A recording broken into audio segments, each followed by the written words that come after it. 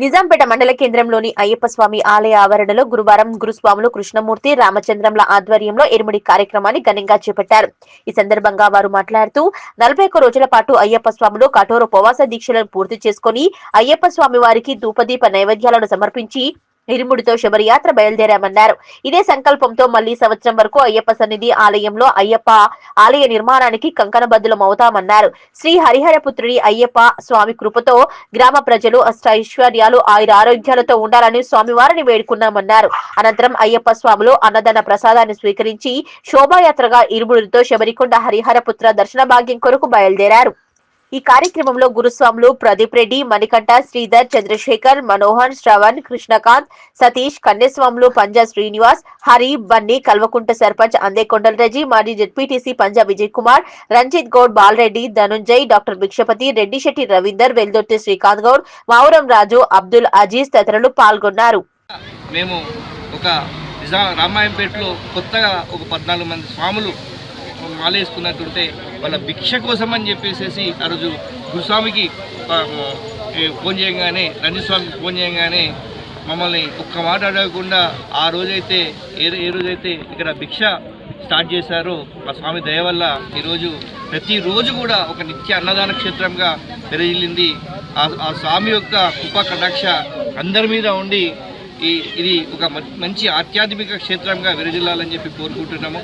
అదేవిధంగా స్వామివారు ఇప్పుడే చెప్పిండ్రు, గురుస్వామి గారు ఇప్పుడే చెప్పిండ్రు, మీరందరి ఆశీస్సులతో ఆ అయ్యప్ప స్వామి దయతో మనము ఈరోజు నేను ఎన్నో సంవత్సరాలు బహుశా నాకు గుర్తున్నంత వరకు 8వ తరగతిలోనేమో బావ వాళ్ళు మాలేసుకున్నప్పుడు అక్క స్వామి నాకు చెప్పింది, నువ్వు కూడా తమ్మి మాలేసుకుంటున్నాను మొక్కు, అయ్యప్ప స్వామి వల్ల నీకు అన్నీ మేలు జరుగుతుందని అంటే తెలిసి తెలియని వయసులో ఆ రోజు నేను దేవుడికి దండం పెట్టుకున్నా, అయ్యప్ప నేను కూడా ఏదో ఒక రోజు మాలేసుకుంటానని చెప్పి. కానీ నాకు దాదాపుగా ఒక 25 సంవత్సరాల తర్వాత ఆ స్వామి అనుగ్రహం వల్ల ఈసారి నాకు కన్యస్వామిగా మాలేసుకునే అదృష్టం కల్పించారు ఆ స్వామి.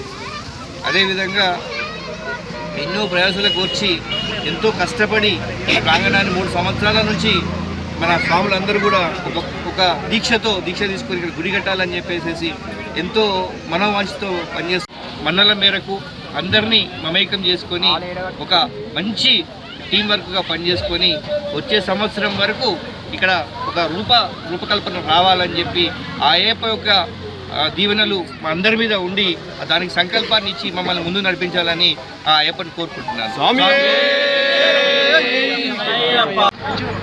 నిజాంపేట గ్రామంలో నూతన అయ్యప్ప స్వామి స్థలంలో ఈరోజు రామచంద్రం గురుస్వామి 18వ నారికల శబరియాత్ర సందర్భంన ఈ ప్రాంగణంలో ఇరుముడి కార్యక్రమం ప్రారంభించాము.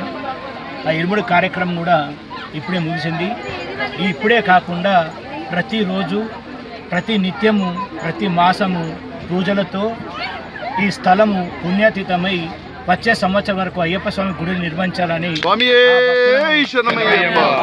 అయ్యప్ప స్వామి అనుగ్రహం వలన అన్ని శుభాలు జరిగి వచ్చే సంవత్సరం గుడి మందిరం అయ్యి ప్రారంభోత్సవమై అందరూ ఎల్లవేళ సుఖ సంతోషంగా ఉండాలని, అయ్యప్ప అనుగ్రహ ప్రాప్తి అందరి పైన ఉండాలని అయ్యప్ప స్వామిని మనసారా కోరుతున్నాం. స్వామి శరణం. స్వామి